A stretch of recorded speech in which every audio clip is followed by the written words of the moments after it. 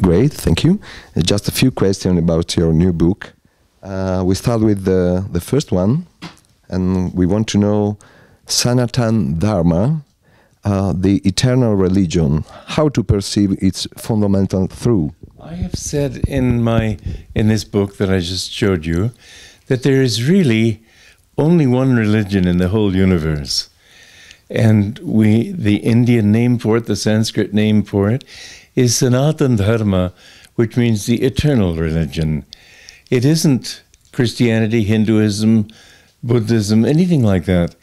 It is the simple fact of God having created everything out of his own consciousness, and the destiny of every creature in this universe is to merge back into a knowledge of him as the only reality. Sanatan Dharma is the only religion possible in the entire universe. It has to be the same religion in the most distant galaxy of the universe, because the whole purpose of life is to understand that we've come from God and we must go back to him. That's the meaning. Why now a book on the original teaching of Christ? Well, partly it's because I don't know how much longer I'll be in this body, and I figured I better get it done while I still can. It's something that it requires all the maturity that I can come up with. If I had the assurance of living another 200 years, I might wait another 200 years to write such an important book. Because to me, I think it's in many ways the most important of all the 90 books that I have written. It is possible, however, to answer it in a broader way also.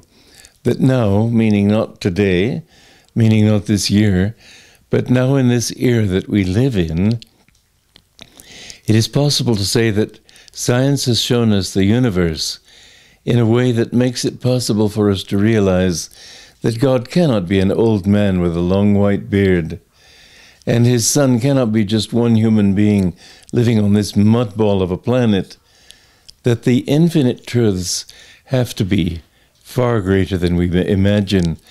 And science has shown us, for example, that matter is not what it seems to be.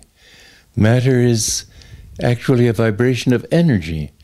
All in creation, in this material creation, is really only many, many, many vibrations of energy.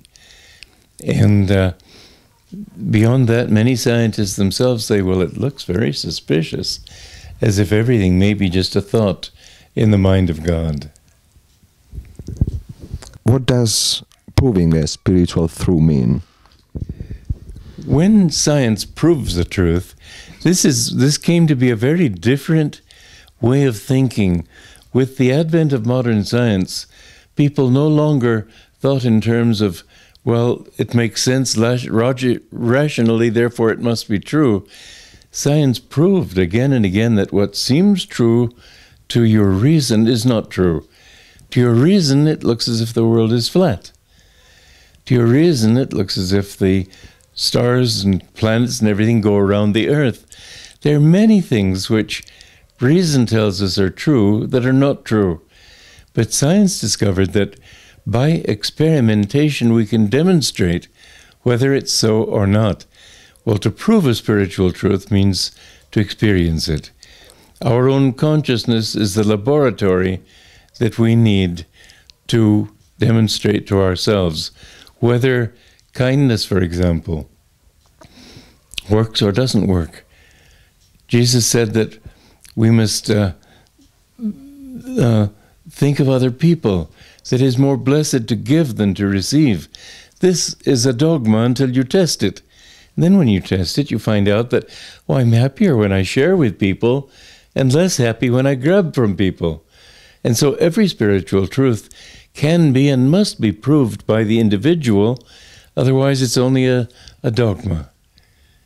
By our experience, we can find that humility makes you happy, arrogance makes you unhappy, self-control makes you happy, complete lack of self-control makes you unhappy. and so on down the line. Every spiritual truth is true, not because God is pleased or displeased, but because we find what we want when we live according to it. Okay? Want to know why people should read this book? I say they jolly well have to read it. I've put my whole heart and soul into it, but those are all personal reasons. I don't think I've ever worked so hard on a book as I did on this one, to make it so clear that nobody could say, well, I don't understand. But that's not the real reason. The real reason is that until you understand what Sanatana Dharma is, and that is what Jesus taught, until you understand that truth, you will never find what you are looking for in life. Why should we love everybody? How can you love a mafioso who's only interested in killing people so he can take from them? If you understand that everybody really, from his soul, is looking for that beatitude, that bliss, that joy, everybody wants that. Most people are confused and they think they will find it through money or sex or power, all these things, but they're mistaken. And they finally understand that they will find what they want in God, then they will have what they want. Now, why read my book? You don't have to read it at all. If you can understand that truth, it's the truth I want to get across to you, not the book.